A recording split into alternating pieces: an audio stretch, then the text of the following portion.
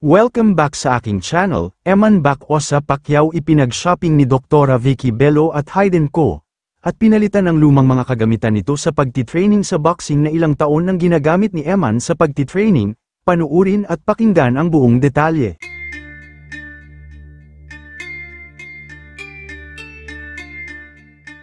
Marami nga ang humanga ng sobra sa sikat na dermatologist, cosmetologist at businesswoman na si Vicky Bello pati sa asawa nitong si Hayden Co ito'y matapos nilang ipag-shopping ng mga mamahaling gamit si Eman. Pero bago yan, nakapanayam muna ni Doktora ang binata, at muli naman na ikwento ni Eman ang mga trials na pinagdaanan niya sa kanyang buhay sa mga karanasan niyang hindi magaganda sa kanyang stepfather. Pagkatapos ang naging panayam, at bago ipag-shopping ni Vicky at Hayden ang binata, ay binigyan ng big surprise ni Hayden si Eman, dahil binigyan niya lang naman ito ng mamahaling watch, na ayon kay Hayden ay binibenta lang nila sa mga VIP client nila. Ang nasabing relo ay gawa daw sa leather ostrich kaya naman talagang nakakalula ang price nito. At nang mag-shopping na nga sila sa Manila, dito isa-isa na ngang binili ni Bello at Hayden ang mga pangangailangan ni Eman sa kanyang pagtitraining sa boxing, pero wag ka, hindi lang basta simple at mumurahin ang binili ng mag-asawang Bello at Hayden kay Eman, kundi pricey rin talaga ito. Unang binili nila kay Eman ay gloves na kilalang brand na madalas ginagamit ng mga professional boxer sa pagtitraining, na amin naman ni Eman na sira-sira na ang gloves at punit-punit ang ginagamit niya dahil 6 na taon niya na itong ginagamit. Hiningi naman ni Bello ang gloves ni Eman na sira, para kung sakaling sumikat daw si Eman, ay nasa kanya ang kauna-unahang gloves na ginamit ng binata noong nagsisimula pa lang ito.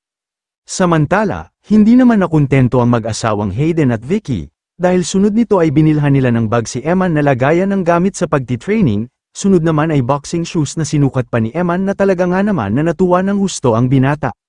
Sunod naman ay binilhan ni Doktora Vicky si Eman ng mga damit, pagkatapos ay mamahaling shades naman ang binili ni Bello sa binata, na talaga nga naman natuwa ng husto si Eman, dahil ngayon lang siya makakapagsuot ng shades na ganito kamahal.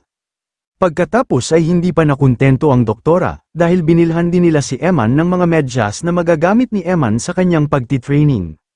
Sinabi din ni Doktora Bello na sana someday na matupad ni Eman ang kanyang mga pangarap sa buhay.